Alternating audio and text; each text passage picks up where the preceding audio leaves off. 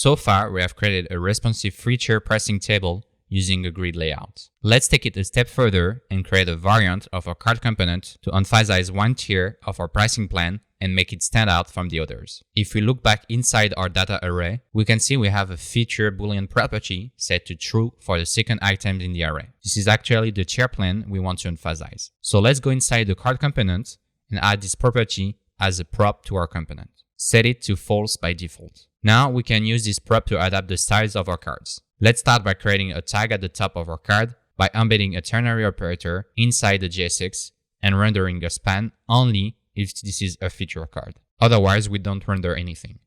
Let's change the background color of our tag to indigo 600, the text color to white, add some padding, make it rounded, set the text to uppercase with a small font size, a semi-bold font weight, and make sure it does not wrap with white space, no wrap.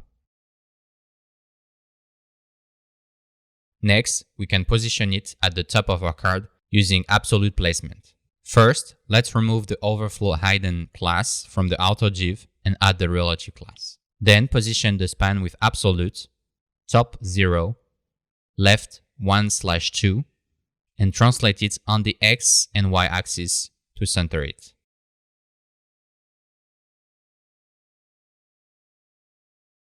Let's also change the border of our card when it is featured to emphasize it a bit more. Here, I'm converting the string into a template literal and using interpolation inside it to increase the border width using border 2 if this is a feature card. Otherwise, we output border and border opacity 10. If I hit save, you can see that the feature card easily stands out from the others. Actually, let's edit the style of the button for the feature card as well. Again, using a template literal and string interpolation,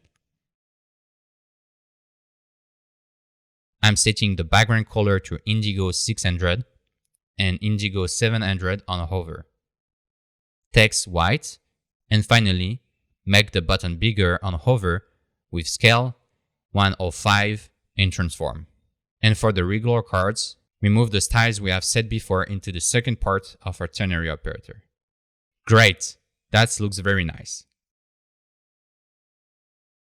Now let's go back to our app component and change the position of the feature card at the first position on small screen so it is the first plan that the user will see. For that, I'm using the order first utility class and remove it on large screen with LG column order none so that it stays in the middle of the layout for larger screens. Finally, I'd like to scale up the feature card on my grid.